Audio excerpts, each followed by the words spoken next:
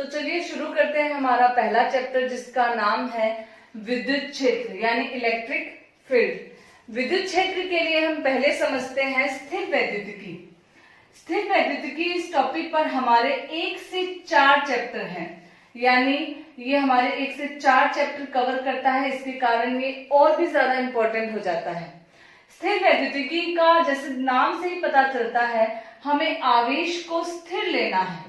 आवेश को कैसा लेना, हमें स्थिर। आवेश को स्थिर रखते हुए हमें आवेश के गुण और आवेश के प्रभावों का अध्ययन करते हुए हमें स्थिर वैद्युतिकी को समझना है, अर्थात भौतिक विज्ञान की वह शाखा जिसके अंतर्गत स्थिर आवेश के गुण और प्रभावों का अध्ययन किया जाता है, वह शाखा क्या कहलाती है, स्थिर वैद्युतिकी।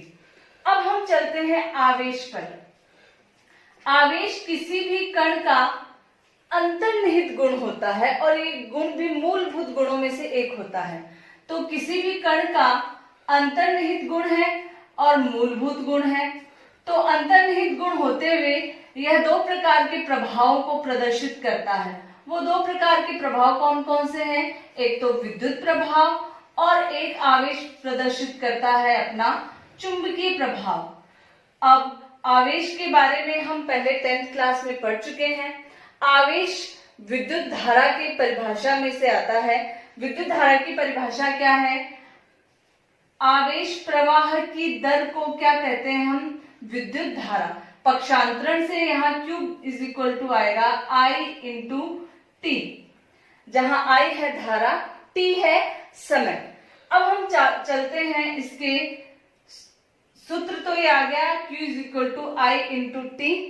अब हम चलते हैं, I का मात्रक होता है एम्पियर और समय का मात्रक होता है सेकंड।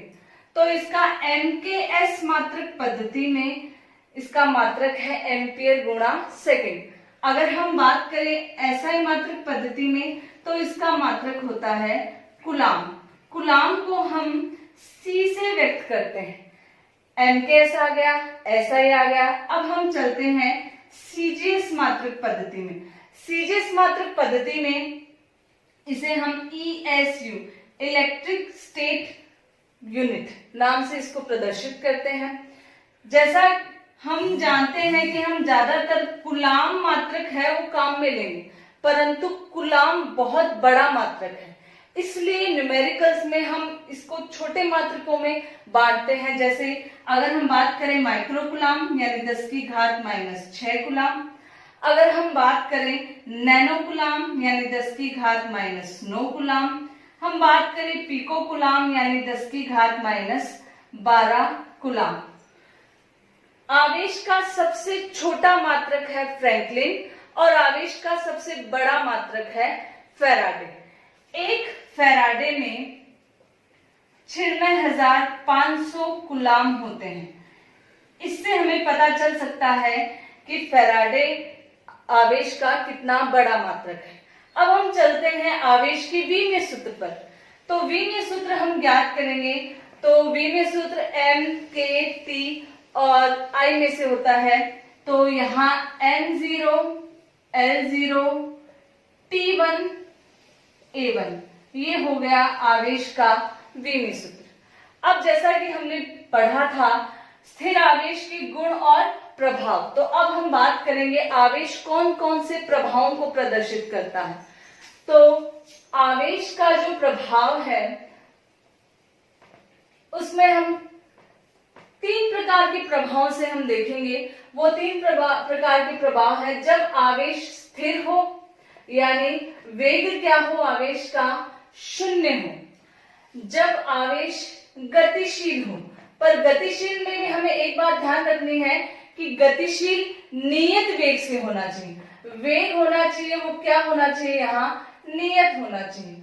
अब तीसरा है जब आवेश त्वरित हो, यानी या तो वेग बढ़ना चाहिए या वेग घटना चाहिए। त्वरित को हम दोलित भी बोल सकते हैं। यदि आवेश स्थिर होता है तब आवेश के स्थिर होने के कारण कौन सा प्रभाव प्रदर्शित होता है? वो प्रभाव होता है विद्युत प्रभाव, या हम इसे बोल सकते हैं विद्युत क्षेत्र। यदि आवेश नियत वेग से गतिशील है तो उस प्रभाव में विद्युत क्षेत्र तो आता ही आता है, साथ ही साथ आता है चुंबकीय क्षेत्र, अर्थात विद्युत और चुंबकीय क्षेत्र एक साथ उत्पन्न होते हैं जब आवेश नियत वेग से गतिशील होता है। अब हम बात करें यदि आवेश त्वरित है या दोलित है, तब विद्युत और चुंबकीय विकिरण के रूप में प्रभाव प्रदर्शित होता है। विद्युत क्षेत्र भी होता है, साथ ही साथ चुंबकीय क्षेत्र भी होता है, और वो किसके रूप में प्रदर्शित होता है? विद्युत चुंबकीय विकिरण के रूप में, जिसमें ऊर्जा होती है। तो अभी हमने क्या पढ़ा? स्थिर वैद्युतिकी, स्थिर आवेश के कारण हम उसके गुण और प्रभावों का अध्ययन करें, वो भौतिक विज्ञान की शाखा कहलाती है स्थिर वैद्युतिकी। आवेश किसी भी कण का अंतर्निहित मूलभूत गुण होता है जो विद्युत और चुंबकीय प्रभावों को प्रदर्शित करता है। फिर हम चलिए इसके सूत्र है इसका I×T, और इसके तीन मात्रक पद्धतियों में इसके मात्रक हैं। छोटे मात्रक हमने पढ़े, सबसे बड़ा मात्रक होता है फैराडे, सबसे छोटा मात्रक होता है फ्रैंकलिन। प्रभाव आवेश स्थिर है, नियत है या त्वरित है, तो स्थिर होगा तो सिर्फ विद्युत क्षेत्र, गतिशील होगा नियत वेग से तो विद्युत। अब तक हमने आवेश के बारे में पढ़ा। अब हमारा नेक्स्ट टॉपिक है आवेश के गुणधर्म। आवेश के गुणधर्म में पहला गुणधर्म है आवेश एक अदिश राशि है। अदिश राशि का मतलब है कि आवेश की कोई पर्टिकुलर विशेष दिशा नहीं होती। आवेश अपने चारों तरफ समान दूरी पर समान प्रभाव डालता है, या हम कह सकते हैं समान विद्युत बल लगाता है, समान विद्युत क्षेत्र उत्पन्न करता है। किसी विशेष दिशा में इसका मान नहीं होता, सभी दिशाओं में समान रूप से इसका मान होता है। दूसरा पॉइंट है धनात्मक और ऋणात्मक प्रकृति के दो आवेश होते हैं। पहली प्रकृति होती है धनात्मक, दूसरी प्रकृति होती है ऋणात्मक। तीसरा पॉइंट है धनात्मक या ऋणात्मक, यानी हम बोल सकते हैं सजातीय। सजातीय का मतलब है दोनों समान हो, या तो धनात्मक हो या ऋणात्मक हो। यदि धनात्मक आवेश है तो दोनों आवेशों के बीच में बल लगेगा और वो बल होगा प्रतिकर्षण बल। और विजातीय यानी एक धनावेश हो और दूसरा हो ऋणावेश। तो अगर विजातीय आवेश हो तो दोनों के बीच में बल लगेगा और उस बल को हम कहते हैं आकर्षण। यदि कहीं भी आवेश उपस्थित है, इसका मतलब है वहां द्रव्यमान अवश्य होगा।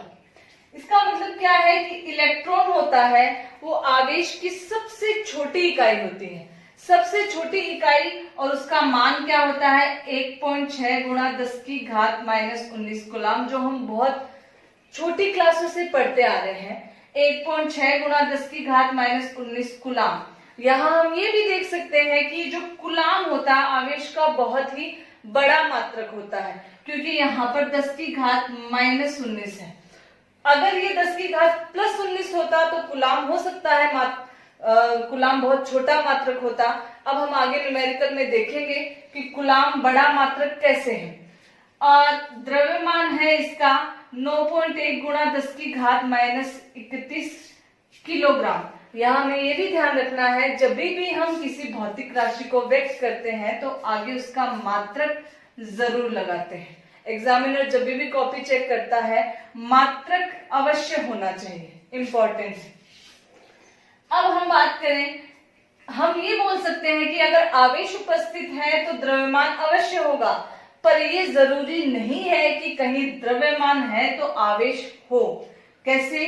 5वां पॉइंट, समान मात्रा में अगर धनावेश और ऋणावेश है तो वो एक दूसरे को उदासीन कर देते हैं। जैसे एक पर आवेश है 5 इलेक्ट्रॉन और दूसरे पर 5 कूलाम, या दूसरे पर आवेश है -5 कूलाम, तो दोनों ने एक दूसरे को क्या कर दिया? उदासीन कर दिया। तो उनमें द्रव्यमान तो है परंतु उनमें आवेश है, क्योंकि आवेश ने तो क्या कर दिया? एक दूसरे को निरस्त कर दिया।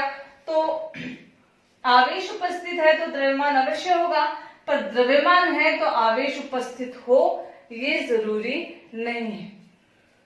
5वां पॉइंट है आवेश एक संरक्षित राशि है। जैसा कि हम पढ़ते आ रहे हैं ऊर्जा एक संरक्षित राशि होती है, वैसे ही आवेश भी एक संरक्षित राशि है।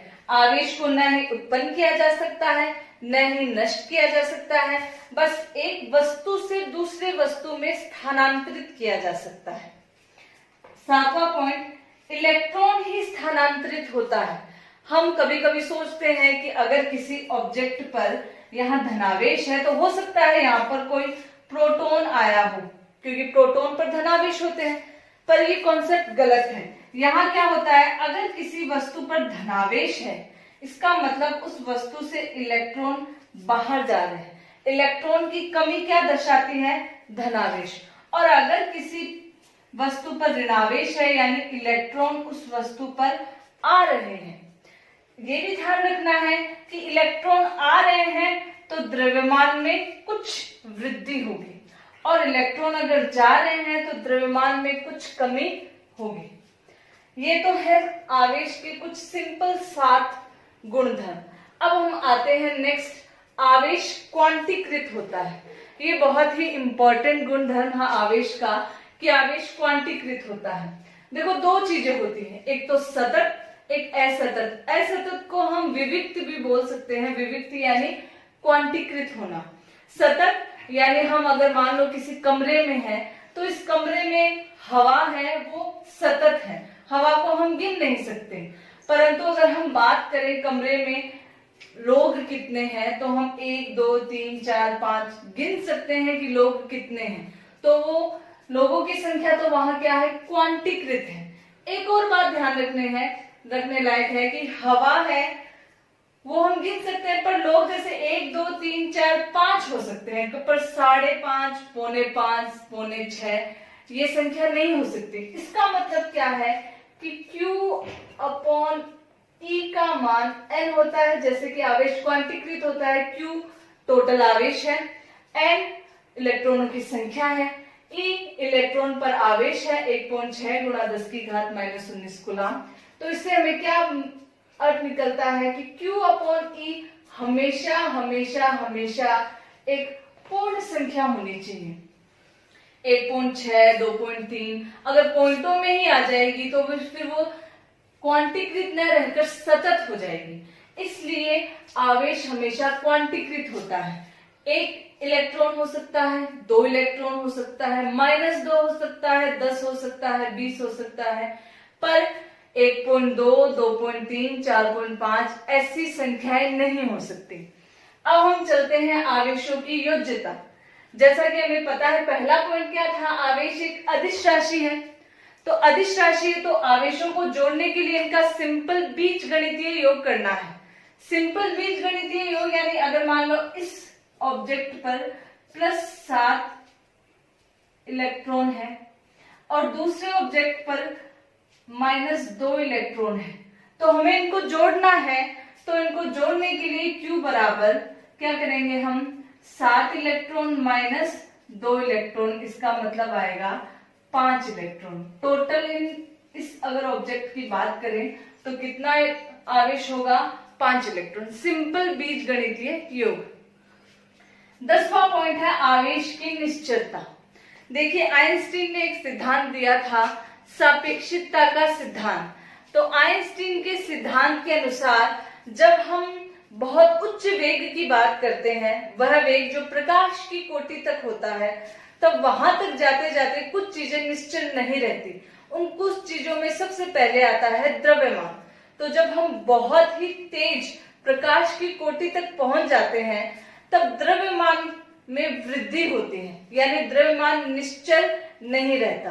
परंतु आवेश है स्टैटिक यानी अगर स्थिर है, डायनामिक यानी अगर गतिशील है, गतिशील भी कितना, प्रकाश की वेग की कोटि जितना गतिशील है, तो भी आवेश निश्चल ही रहेगा। अगर 7 कूलम आवेश है तो 7 ही रहेगा, चाहे वेग कितना भी ज्यादा हो। और अगर -10 कूलम आवेश है तो वेग बढ़ने से आवेश के मान में कोई परिवर्तन नहीं होगा। चलिए, तो अब तक हमने आवेशों के गुणधर्म पढ़े। अब कुछ गुणधर्म के ऊपर हम न्यूमेरिकल्स करेंगे, जिनमें एक गुणधर्म था आवेशों की योज्यता का नियम। तो चलिए यहाँ पर मैं एक निकाय लेती हूं। इस निकाय पर आवेश वितरित है, तो आवेश वितरित है तो आवेश वितरित यहाँ पर 10 कूलाम आवेश, यहाँ -4 कूलाम आवेश, यहाँ -1 कूलाम आवेश, यहाँ 2 कूलाम आवेश, तो कुल 4 आवेश यहाँ उपस्थित है। तो हमें आवेशों की कुल संख्या निकालनी है, यानी कुल आवेश निकालने हैं। तो कुल आवेश ज्ञात करने के लिए हम कौन सा नियम लगाएंगे? आवेशों की योज्यता का नियम। आवेशों की योज्यता का नियम क्या होता है? Q बराबर Q1 plus Q2 plus Q3, और यहाँ पर हमारे पास 4 कूलाम आवेश है तो हम Q4 भी लिख सकते हैं। तो पहला आवेश है 10 कूलाम का, दूसरा आवेश है -4 कूलाम, तीसरा आवेश है -1 कूलाम, और चौथा आवेश है +2 कूलाम। तो देखिए यहाँ पर 4 आवेश है। यहाँ पर पहला आवेश है 10 कूलाम, तो 10 कूलाम, यहाँ प्लस का साइन है, और यहाँ -4 है तो माइनस और प्लस गुणा करते हैं तो -4 कूलाम। यहाँ -1 कूलाम है, -1 लिख दिया, यहाँ +2 कूलाम है, यहाँ 2 कूलाम। अब 10 और 2 12 -5, तो ये हमारे पास कुल आवेश आए हैं 7 कूलाम आवेश। ध्यान रखिए लास्ट में मात्रक लगाना जरूरी है, यदि मात्रक नहीं लगाया तो एग्जामिनर आपके नंबर काट सकता है। हमें कोई मौका ही नहीं देना है एग्जामिनर को नंबर काटने का। अब हम न्यूमेरिकल करते हैं। हमने एक गुणधर्म पढ़ा था, क्वांटीकरण का नियम। तो चलिए हम देखते हैं 1 कूलाम आवेश में कितने इलेक्ट्रॉन होंगे? 1 कूलाम आवेश में कितने इलेक्ट्रॉन होंगे, ये हमारा क्वेश्चन है, क्वेश्चन नंबर 2। तो हमें, जैसा हम 10वीं क्लास से पढ़ते आए हैं, सबसे पहले हमें दिया क्या है? दिया है हमारे पास दिया 1 कूलाम आवेश, तो हमें दिया है Q का मान कितना है? 1 कूलाम, ये हमें दिया गया। पूछा क्या है हमें? कितने इलेक्ट्रॉन होंगे, यानी N का मान हमें पूछा है। और हम जानते हैं, जैसा कि हम जानते हैं E का मान कितना होता है? 1.6 गुणा 10 की घात -19 कूलाम। तो E का मान होगा 1.6 गुणा 10 की घात -19 कूलाम। देखो QNE, तो आवेशों का क्वांटीकरण का सिद्धांत क्या है? नियम Q = N गुणा E। हमें Q दे रखा है 1 कूलाम, N का मान हमें ज्ञात करना है, और E का मान हमें पता है 1.6 गुणा 10 की घात -19 कूलाम। तो यहाँ से N का मान क्या आ जाएगा? Q बट्टा E। तो चलो मान रखते हैं, Q का मान है 1, कूलाम भी लिख सकते हैं, यहाँ पर 1.6 गुणा 10 की घात -19 कूलाम वापस लिखेंगे तो कूलाम से कूलाम कट जाएगा। आगे ये 10 की घात -19 है, ऊपर जाएगा तो 10 की घात +19 बट्टा 1.6। इसको हम हल करेंगे तो 1.6 इसका पॉइंट हटाएंगे तो ऊपर 10 जाएगा, 10 बट्टा 16 गुणा 10 की घात -19। 10 में 16 का भाग थोड़ा मुश्किल जाएगा, इसलिए मैं इसको 100 बट्टा 16 गुणा 10 की घात 18 लिख सकती हूँ। 10 की घात 19 था, 1 0 इसको दे दिया तो 10 की घात 18। अब इसका हम आंसर लिखेंगे तो n का मान आएगा 6.25 गुणा 10 की घात 18। अब हम यहाँ ये भी कंफ्यूजन में आ सकते हैं कि n का मान तो एक पूर्ण संख्या होनी चाहिए थी, पर n का मान यहाँ 6.25 गुणा 10 की घात -10 की घात 18 आ रहा है। तो हम यहाँ n बराबर 625 गुणा 10 की घात 16 भी कर सकते हैं। तो ये कौन सी राशि है? एक पूर्ण राशि है। तो पूर्ण राशि है तो हमारे पास आ गया 1 कूलाम आवेश में कितने इलेक्ट्रॉन होते हैं, हमने फॉर्मूला लगाया है, और लास्ट में हमारे पास पूर्ण संख्या है।